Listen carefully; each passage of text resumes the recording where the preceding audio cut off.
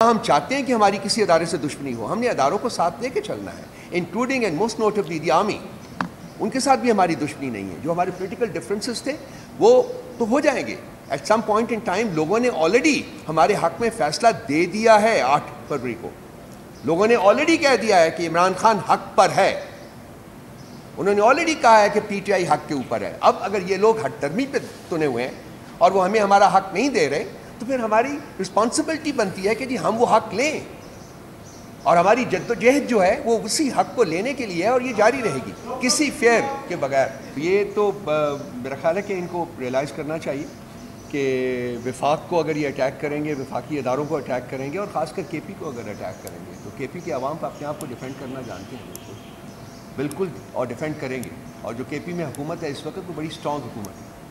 वो इनकी ये गीदड़ भक्तियों से नहीं हिलेगी, बल्कि इसका खमियाजा इनको खुद जो है वो इनको बर्दाश्त करना पड़ेगा। तो वेरी अनफॉर्चुनेट, मैं यही कहूँगा, इनको चाहिए था कि ये एक पॉजिटिव रवश रखते और वफाक को साथ लेके आगे चलते, लेकिन अनफॉर्चुनेटली वो नहीं हुआ। देखिए, जो काम भी होता है वो एक कंसल्टेटिव प्रोसेस के ज़रिए होता है। आप ये 2 दिन से हम लोग केपी की हुकूमत ने भी इसके ऊपर स्टेटमेंट रिलीज़ किया है, मैंने भी स्टेटमेंट रिलीज़ की है।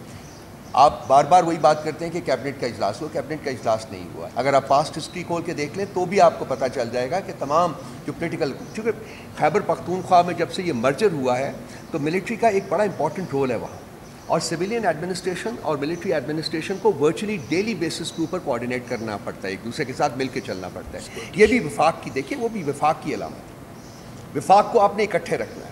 वफाक को इकट्ठे रखने के लिए कुछ चीज़ें हैं जो कि आपकी प्रोविंशियल गवर्नमेंट्स को करनी पड़ती हैं और करनी पड़नी चाहिए उनको, क्योंकि ये उनकी रिस्पॉन्सिबिलिटी बनती है।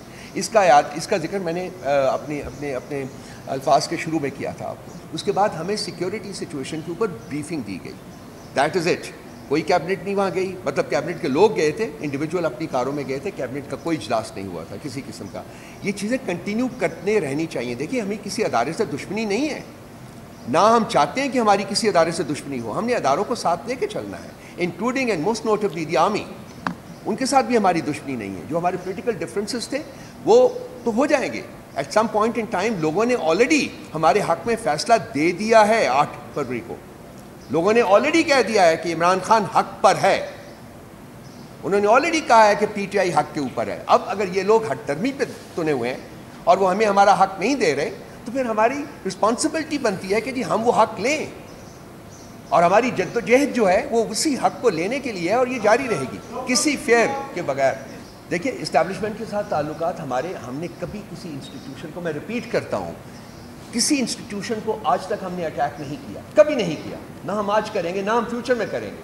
अगर कुछ इंडिविजुअल्स के साथ कुछ थे, इख्तलाफात थे, तो वो एक हिस्ट्री में होते रहते हैं, वो हो जाते हैं, वो वक्त गुजर जाता है, मामला ठीक हो जाते हैं। हमने पाकिस्तान के तमाम अदारों के साथ, ख़ासकर जब से हुकूमत आई है हमारी केपी में, तो आपने हमारा रवैया देखा होगा कि वफाक की तरफ क्या है, एक पॉजिटिव रवैया है। हम वफाक को साथ अपने लेके और ख़ुद वफाक के साथ मिलकर चलना चाहते हैं।